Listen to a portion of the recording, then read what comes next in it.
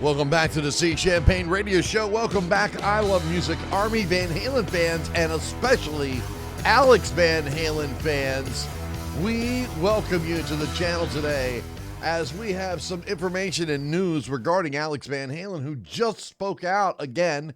You know he's not very privy to doing that. Where he talks about how him and Ed had a conversation before Ed passed away on what they believed Van Halen's best record was. But before I get into that, I invite you to join us, the I Love Music Army, right here at the Steve Champagne Radio Show. I read every single comment. I'm a real person. I'm not AI, and I love interacting with everybody that comments, especially my subscribers. So join us. Be a part of the show.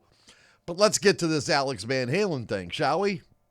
In a recent interview, Alex Van Halen said that no doubt in his and Ed's mind, the best work they ever did was 1984. That's what they believed their best album was, and he gave a list of reasons why he thought that album was the best record.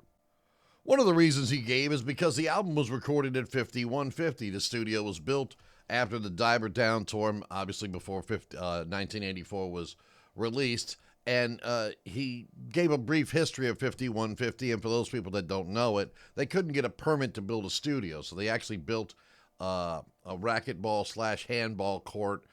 They could get a permit for that, and then once that building was up, then they messed around in it for a little bit and then turned it into the studio once they got the materials together for a budget of $50,000. Now, getting back into it, he said, you know, because the studio was different than anything that he'd ever worked on before, and he was going to play electronic drums, he was in the room with Ed, and that gave them a better chemistry, he thought, than they ever had on any of the other records.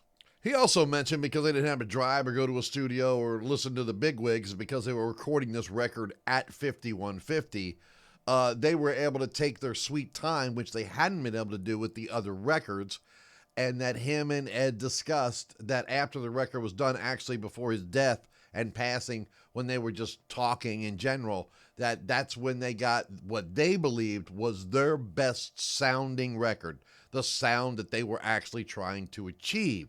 He also went on to say some shocking things along with that electronic drum thing that actually blew my mind, really.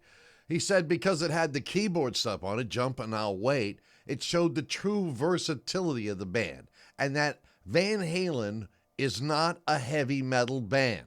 Yeah, that's right. Alex Van Halen said Van Halen is not a hard rock or heavy metal band. He also believed that Ed did his best guitar work on 1984, which I know a lot of you would find hard to believe, especially after Spanish Flying Eruption on the other records. I mean, you know, there's no doubt about that 84 was a great record, but he had a lot more to say, and let me get into that. In this interview, he said they dropped acid, and it allowed them to expand their mind. That's what he said. Now, this is what he said, not me. I'm just repeating it. He also said they were able to convince Donn Landee, the engineer, to do things differently. Because he was hanging around Ed, he saw Ed experimenting all the time. This led Donn to experiment, which he wasn't allowed to do because he was under Ted Templeman's thumb at Warner Brothers at the studios downtown, and where he had to do what Ted said to do, not what the band said to do. But here it was what the band said and not what Ted said. And if you've read any of the interviews over the years, Ted Templeman hates this record and has a lot of negative things to say about Van Halen, especially Jump, which he really hated as well.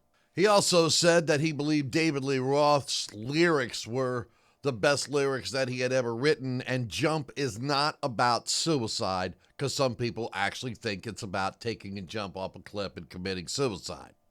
Now, I have some questions for the I Love Music Army out there. First off, do you think this was their best record? I know most people think Van Halen 1 is their best record. And, you know, when I think about it, I really like 1984, but that's number one question. Number two, what do you think about his comments on the electronic drums? His quote was actually that there are no such thing as electronic drums, something like that. He said the only time you hear a drum is when you're next to it. If there's a microphone on it, the signal gets sent to a mixing console, which turns it into electronic. And he also said that's what you hear when you're on a big PA. You're not hearing the drum itself. You're hearing what the engineer does with the microphone. So it's all electronic, which I thought was an interesting comment as well. Speaking of comments, I read every single comment, and I'm excited to really read what you have to write about what Alex Van Halen said about this record. Do you believe it is the best work that Van Halen ever has done? I read every single comment. I thoroughly enjoy interacting with everybody. We invite you to join us, one of the fastest growing music channels on YouTube. Be a part of it. We're going to be doing some live shows where you can interact. We've got a young lady that's going to be joining the show here real soon, and I know she's real excited about meeting each and every one of you. Until next time, keep the music playing and the good times rolling. I think I need to go on a diet. I'm getting way too fat out there. Comment below. We'll see you down there. Peace.